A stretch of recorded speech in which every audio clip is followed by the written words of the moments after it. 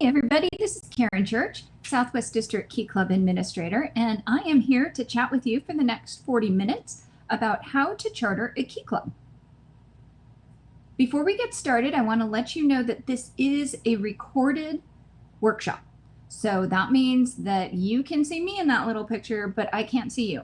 So PJs are totally appropriate. Next, because this is pre-recorded, I can't see you raising your hand. So if you're sitting in your living room watching this on your laptop, what I need you to do is, if you have a question, grab a piece of paper or take a note on your computer to ask your question at our Saturday afternoon live Q&A session. I'll be there, James Phelps will be there, Eric, the governor for Key Club, and Josh, the governor for CKI, will all be there, so we'll be able to answer your live SLP questions then. Again, that'll be Saturday afternoon. But in the meantime, go ahead and sit back and let's watch a short video on the process of getting to the point of chartering.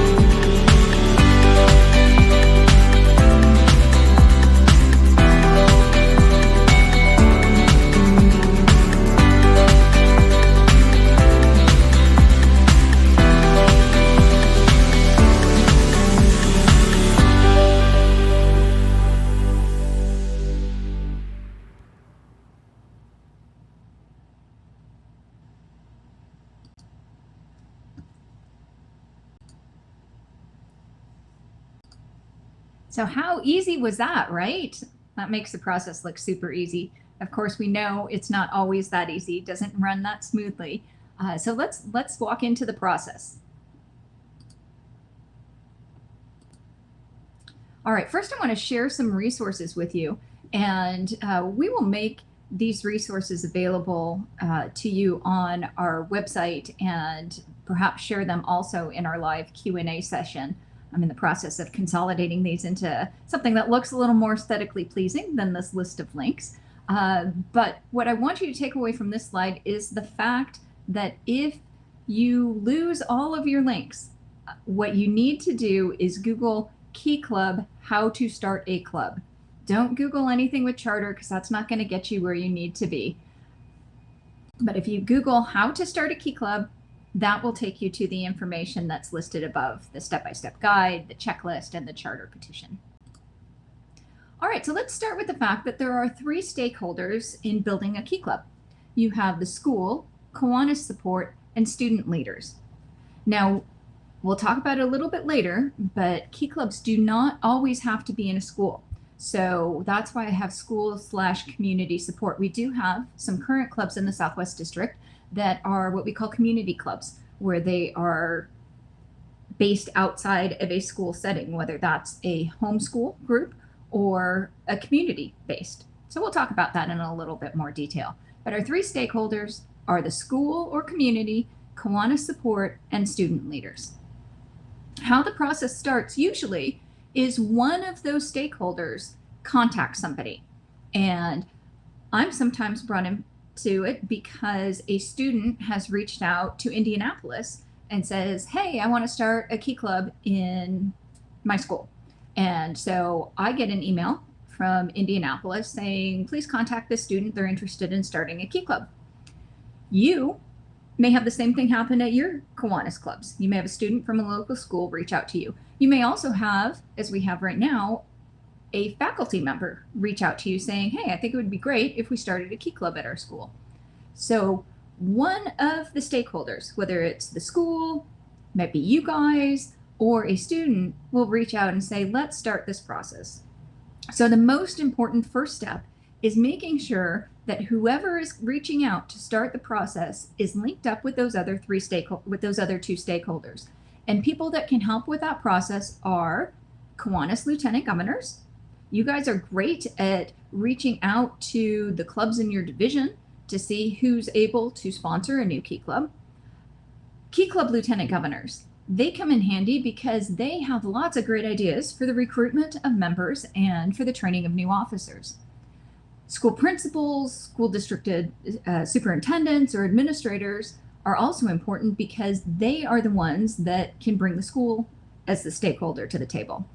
My role can also be to connect a student or a school that contacts me with the Kiwanis lieutenant governor to find a Kiwanis club able to sponsor, or with key club lieutenant governors to help the students learn how to be a key club. So sometimes we run into dead ends. And any of you who have tried to charter a key club or any SLP probably know that there are dead ends. Sometimes the dead ends come quickly, and they come because we haven't been able to hook up 3 stakeholders. So you're going to see this throughout the presentation. Every now and then there are opportunities where we run into a dead end.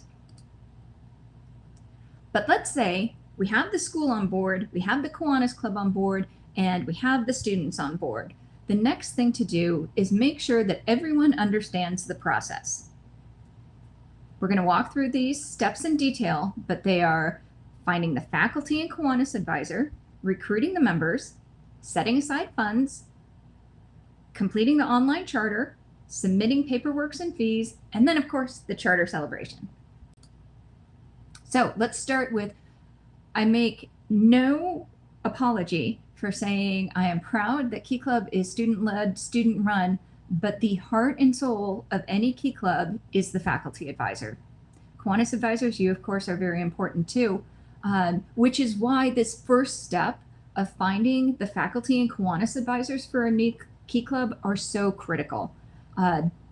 The faculty advisor is the representative of the school. Kiwanis advisor, of course, is the representative of the sponsoring Kiwanis Club. The requirements are that they must be willing to attend meetings, service projects, and fundraisers. They need to be willing to mentor leaders. That's why we do it, right? That's the best part. They need to be comfortable playing a background role to let the students take the lead. Sometimes that's easier said than done because we like to get involved, we like to be with the kids, we like to steer things, and sometimes it takes a lot of effort to step back and say, you know what, this is their show, let them do their thing. The other thing that is a requirement of the Kiwanis and faculty advisor is that we do require them to complete the Kiwanis International background check and the online training. Please listen in to BK's presentation on youth protection. We are absolutely recognizing that this is an area where we have to do the best we can to protect our students. So we have some pretty strict requirements on what needs to be done to satisfy a background screen and your training. So sometimes, another dead end. We might run into a situation where even though the school, the Kiwanis Club, and the students are on board, the school can't find somebody to be a faculty advisor, and the Kiwanis Club doesn't have anybody to step up to be the Kiwanis advisor. And then we hit a dead end.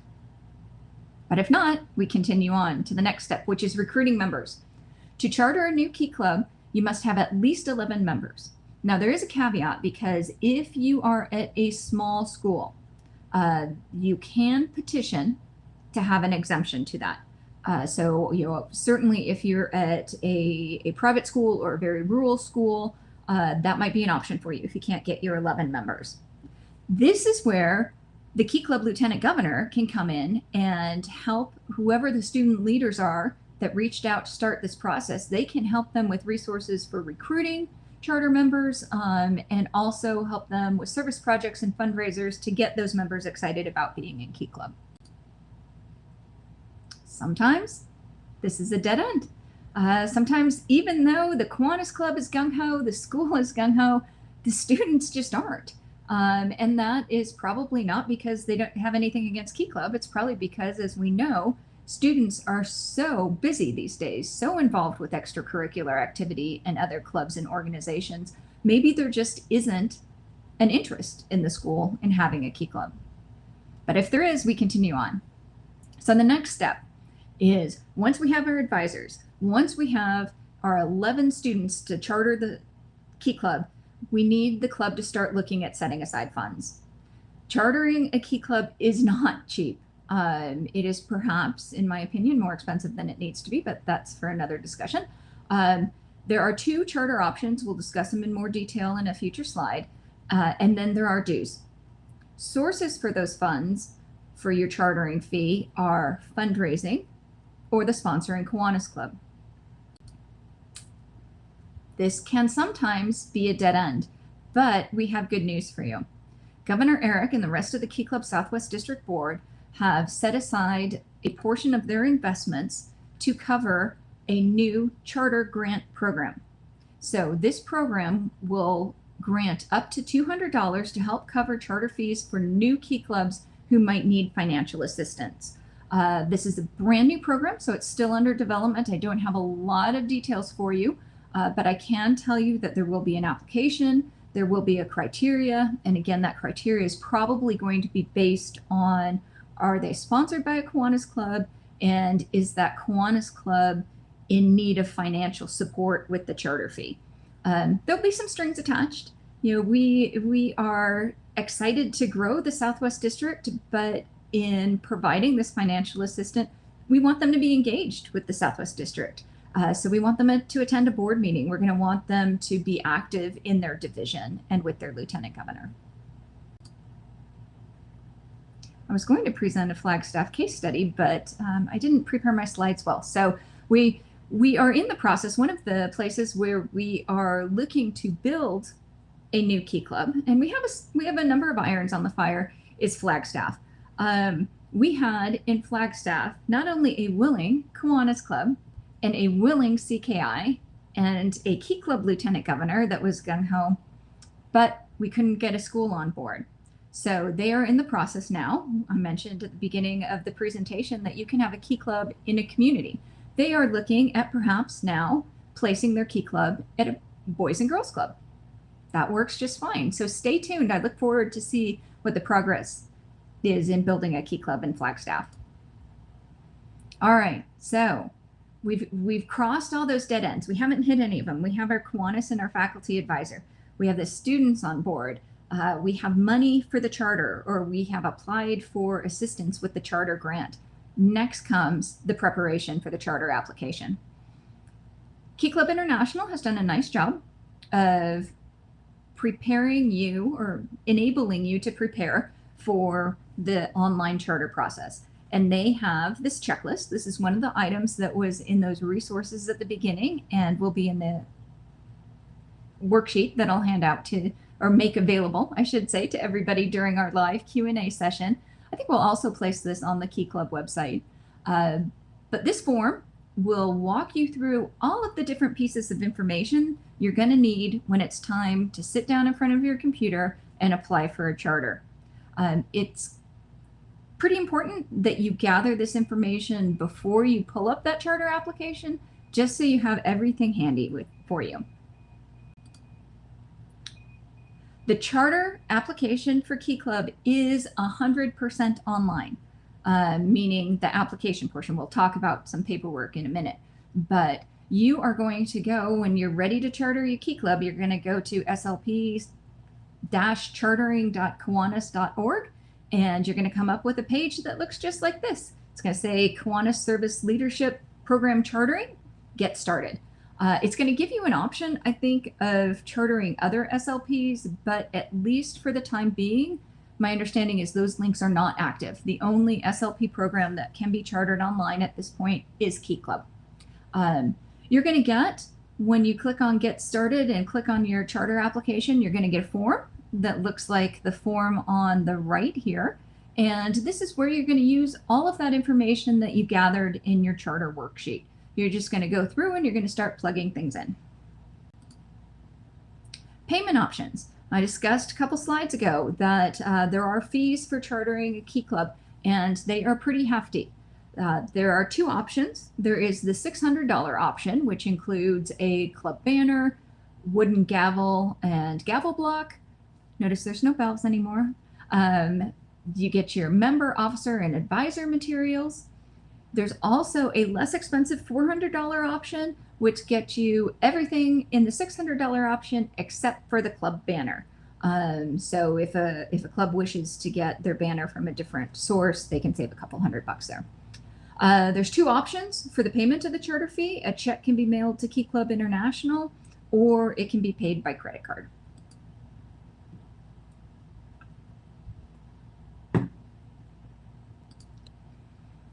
All right, so once you complete your online charter, there are a couple of pieces of supporting paperwork, excuse me, that will need to be submitted. And they are the roster and the bylaws. And there will be links for downloading these forms. The roster is an Excel spreadsheet. And the bylaws, I think, is a fillable PDF or something like that.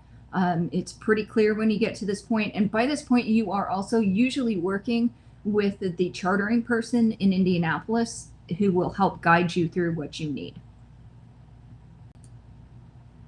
All right. In conclusion, just a couple of do you knows. And you certainly know this first one because we've talked about it already. Key clubs do not need to be based in a school.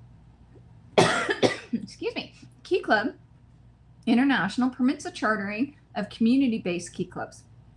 We already have in the Southwest District one homeschool Key Club. And as I mentioned before, the community-based Key Clubs are great for small communities, or we have the Flagstaff situation where maybe a boys and girls club. So there are a number of reasons why you may not charter in a school. One may be that it's easier to charter outside of the school restrictions. So keep that in mind. If you really want to work on building a Key Club in your area and the school is being difficult about what they require, build a community Key Club. The other thing is Key Clubs do not need to be sponsored by a Kiwanis club. This is a concerning one for me because while it's not required, it definitely is preferable. We all know that one of the best things about Key Club is that mentorship and that interplay with the adults. When you don't have a sponsoring Kiwanis club, it's more than just losing financial resources. It's losing that extra face at the meeting, maybe the extra couple of faces at the meeting. It's missing that mentorship. It's missing that experience. So while Key Clubs can be sponsored without Kiwanis club Key Clubs can be chartered without Kiwanis club sponsorships. It's really concerning to me when we have to do that. We did have to do that last year for a club in the north central Phoenix area. And the poor club is sad. They really would like to have a Kiwanis sponsor. They see from all the publications and newsletters and emails that they get from Key Club International how great that relationship can be, and they don't have it. And that's disappointing. We also have a number of other, what we call orphan Key Clubs, whose sponsoring Kiwanis club has disappeared. They've turned in their charter. So it is possible to have a Key Club without a sponsoring Kiwanis club, but it certainly is not my preference. And that is the end of my presentation. Again, if you had any questions during this workshop, please tune in for the live Q&A session on Saturday afternoon. I don't have the time in front of me, but it's going to be after the K family lunch, and there will be an opportunity there for you to come and ask any questions. You're also welcome to reach out to me directly. You can find my contact information on the Key Club website, which is swdkeyclub.org. I always have to think about that. SWD for Southwest District Keyclub.org. So thank you very much for attending. I am biased. I am a former Key Clubber, and I definitely believe that Key Club, and perhaps all of our SLPs, if I'm being generous, but certainly Key Club is one of the best things we do as Kiwanians. And so I appreciate all of you who are involved with your Key Clubs and looking to perhaps grow Key Club in your areas. Thank you, and we'll see you at the live Q&A session.